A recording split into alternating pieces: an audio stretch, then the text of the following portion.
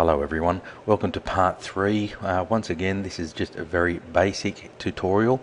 In this session we'll be downloading Malwarebytes. We'll be downloading Malwarebytes from FileHippo once again. In the previous step we used CCleaner, and we used that to clean out the temporary files. Now the reason why we did that is in this step, when we run Malwarebytes, we're running a scan to scan down any viruses, any spyware that may be on your machine. So we'll go ahead and we'll run Internet Explorer. We'll use Internet Explorer as our browser. Once again, you may like to use Google Chrome or Firefox.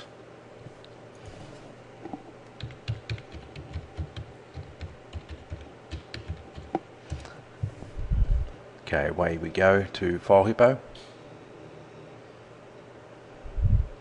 Okay, and what we want to do is go to the anti-malware section, so we'll click on there.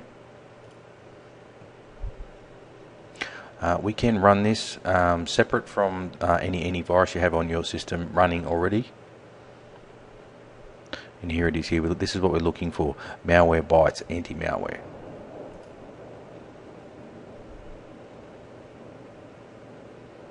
Okay, we want to download the latest version.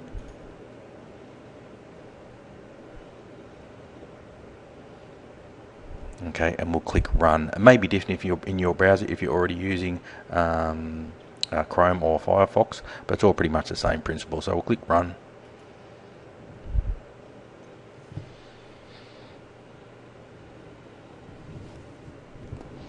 Okay, here we go. What we'll do is we'll close the browser down. We don't need it now, so we'll X out of there, and then we're left with just a startup. So here we go. Install. Okay. Click next. Okay, there's a license agreement if you'd like to read through that, and click next. Next. Leave everything as it is, as default, so we'll click next again. Okay, it looks like I've already installed this, so that's okay. I'll just overwrite it. We'll click yes. Okay, keep everything default. We'll just keep going to next. Okay, I like to create a quick launch icon, so I'll do that. Next. Install.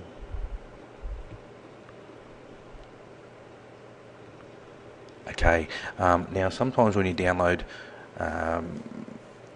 programs off the internet, you just have a read at what it says. Here it says enable free trial of Malwarebytes Anti-Malware Pro. Well, I don't want to do that. I want to untick that. You may want to come back to that later. You can always upgrade later if you feel comfortable with the program. You'd like to get a bit more advanced with it. But for now, we'll just click finished.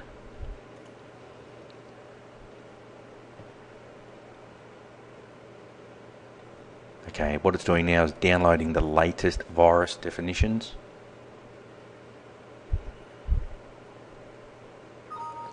Okay, database successful, so we'll click OK.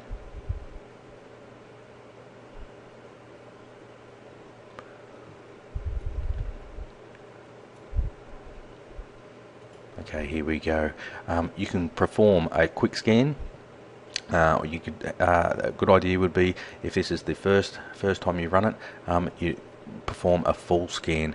When you perform the full scan, it will take a while, especially on a slower system, an older system, or a very dirty system.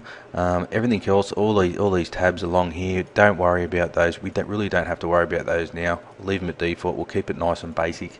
But for the moment, what we'll do is we'll click perform quick scan. You can certainly do a full scan. You can pause and come back. I'll run the scan now. Okay, and that'll start ticking away. Now what that's looking for is any bugs that might be in the system. It's going to pluck them out and it's going to put them into the quarantine folder just here at the end of it. What I'll do, I'll pause it there, I'll let this run, and as it gets to the end, I'll come back on. Okay, back to you now. We're still scanning away. It's picked up one object. We'll let it keep going, scanning away. Once again, depends on your system. If it's an older computer, it may take a little while. So I'll pause myself out of this, and I'll come back to you shortly.